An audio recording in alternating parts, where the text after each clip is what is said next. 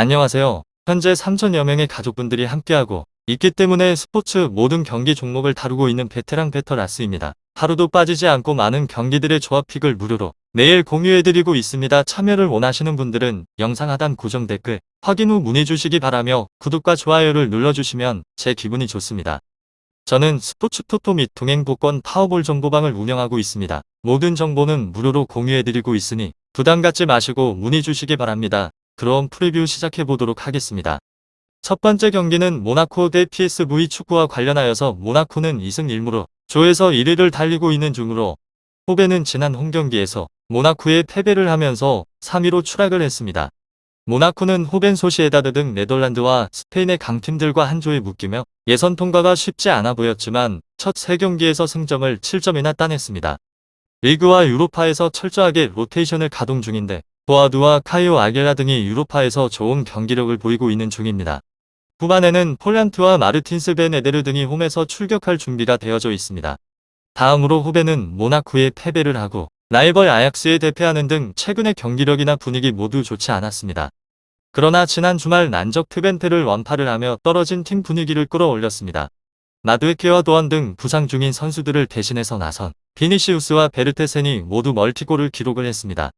모나코 PSV 바닌켈이 중원에서 존재감을 높였으며 최고의 킬러인 자하비도 언제든 득점포 가동이 가능합니다.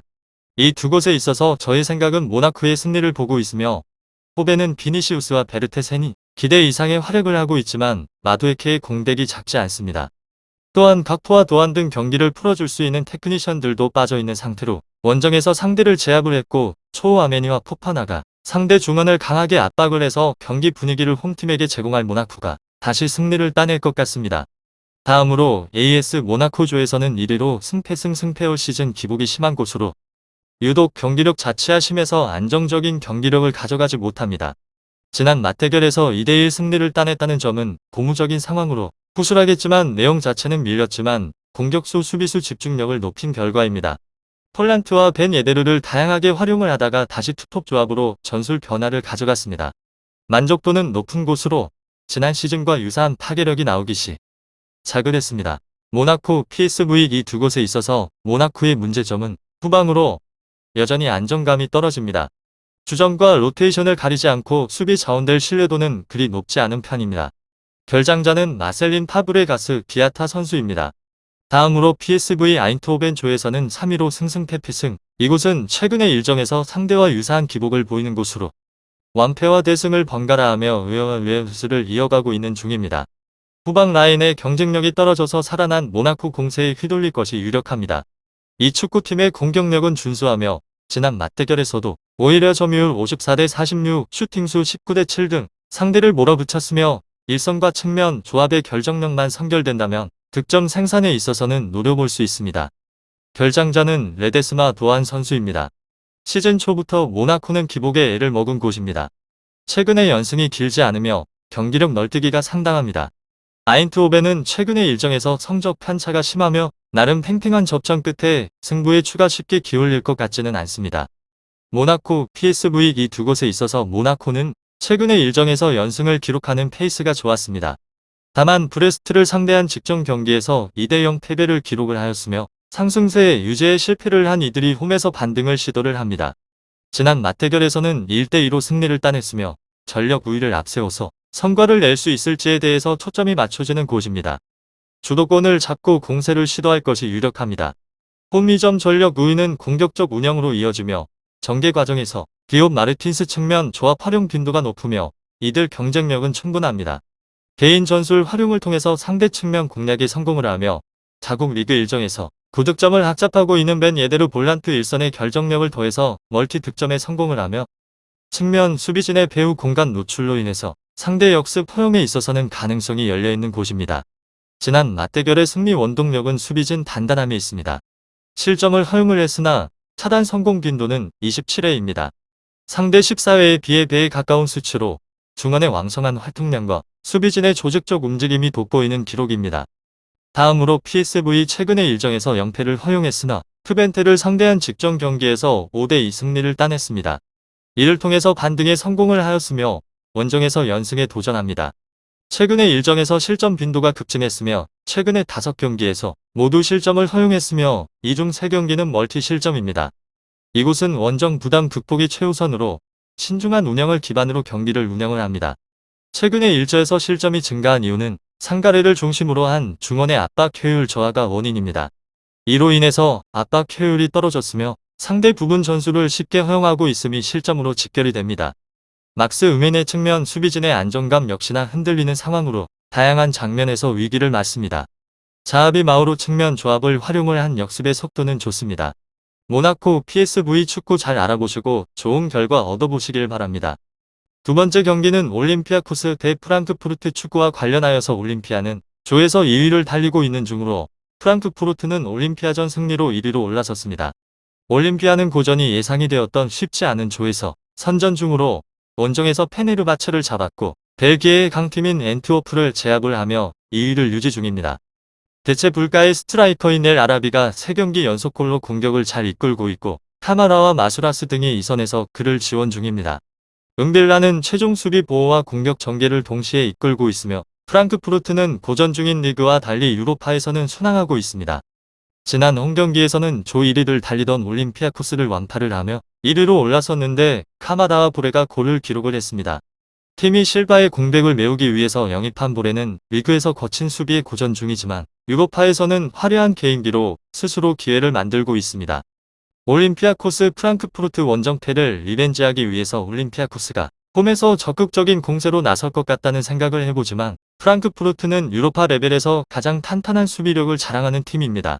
이 두 곳에 있어서 저의 생각은 접전을 보고 있으며 카마라와 마수라스의 지원을 받을 엘 아라비가 홈에서 경기를 하는 내내 상대 수비를 노리겠지만 하세베와 인테르고 투에가 버티는 프랑크 최종 수비가 충분히 버틸 수 있습니다.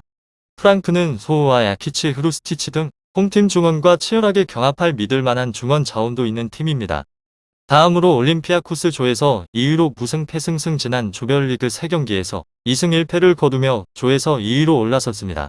선두 프랑크푸르트와 1점 차에 불과한 상황에서 동기부여를 높여 상대를 공략할 전망입니다. 이곳은 공격 성과가 잘 나는 곳으로 지난 공식전 4경기에서 전부 득점에 성공했습니다. 주전 공격수 포르투오니스 부상이 길어지고 있습니다.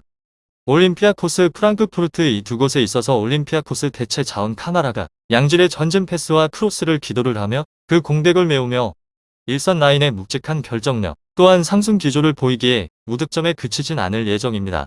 하지만 후방 라인이 다소 불안합니다. 베테랑 수비수 소크라티스가 커맨드 역할을 잘 수행을 하지만 기동력 저하는 분명하고 윗선의 볼란치 또한 커버 플레이에 있어서 잡음을 내며 결장자는 마르코비치, 부차라키스, 포르투오니스 선수입니다. 다음으로는 아인트라우트 프랑크푸르트 조에서는 1위로 승패무. 이 축구팀은 공격에 있어서 기복이 큰 곳으로 현지의 소식통에 따르면 파시엔시아마저 부상자 명단에 이름을 올렸습니다. 이미 아체와 가르시아 블랑코 등이 빠진 상황에서 한정적인 자원으로 다득점 성과를 내기는 어렵다는 결론에 이릅니다. 그래도 지난 맞대결에서 3대1 대승을 거뒀으며 상대 역습을 적절하게 방해를 했고 후방 라인이 간격을 촘촘하게 유지를 하면서 위기를 최소화했습니다. 올림피아코스 프랑크푸르트 당시 경기와 유사한 수비 기조가 이어진다면 실점의 위기에 있어서는 유연하게 넘길 수 있을 것 같다는 생각을 해볼 수 있습니다. 결장자는 렌즈 자키치 요네스 블랑코 파시엔시아 아체 가르시아 선수입니다.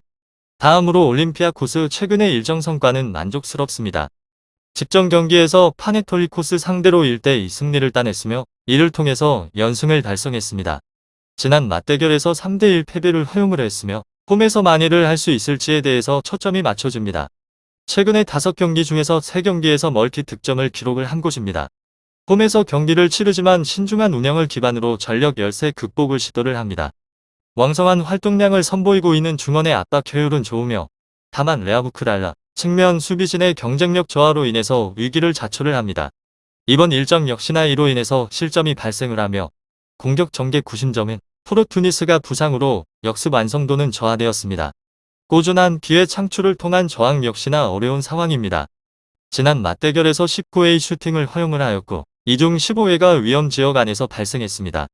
유로파 리그 일정에서 경기당 17.3회의 슈팅 허용으로 이 부분 전체 5위입니다.